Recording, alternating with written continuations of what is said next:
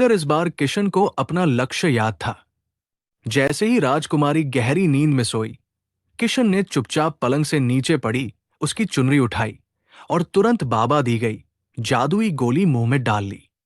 गोली मुंह में डालते ही किशन को लगा जैसे कोई शक्तिशाली हाथ उसे खींच रहा हो। वो तुरंत उसी खंडहर महल में पहुंच गया जहां भैरव बाबा एक हवन कुंड जलाए बैठे थे। किशन अभी भी निर्वस्त्र था।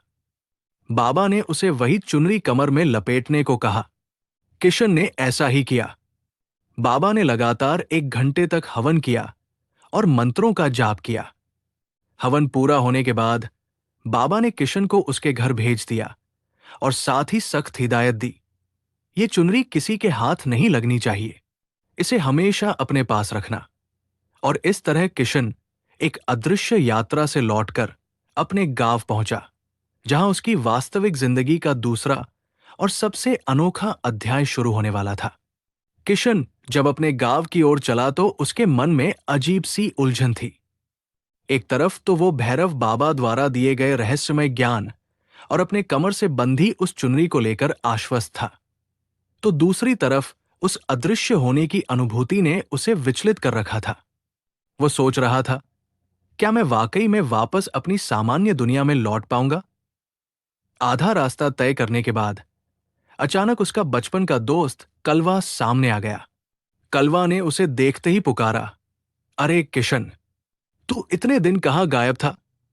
सबने सोचा तो कहीं चला गया। और ये औरतों की चुनरी तूने अपनी कमर में क्यों बांध रखी है? कलवा की ये बात सुनकर किशन के चेहरे पर राहत की लहर दौड़ गई। उसे देखा जा सकता था, वो फिर से सामान्य हो चुका था। उसने एक गहरी सांस ली और झूठ बोलते हुए कहा, अरे यार, कुछ जरूरी काम से दूसरे गांव चला गया था। ये चुनरी वहां किसी ने भेंट की थी। कलवा ने उसकी बात पर ज्यादा जोर नहीं दिया और गांव की ताजा खबरें सुनाने लगा। गांव पहुंचते ही किशन को हर कोई यही सवाल पूछता, किशन, तू इतने दिन कहाँ था? और किशन सबको वही झूठी कहानी सुनाता रहा। जब वो अपने टूटे फूटे छप्पर में पहुंचा तो उसे एक अजीब सी शांति महसूस हुई। ये उसका अपना घर था, अपनी मिट्टी।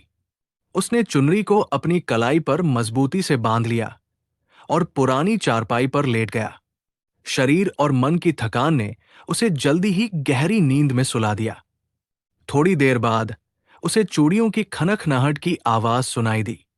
आवाज इतनी मधुर और नजदीक थी कि उसकी नींद टूट गई।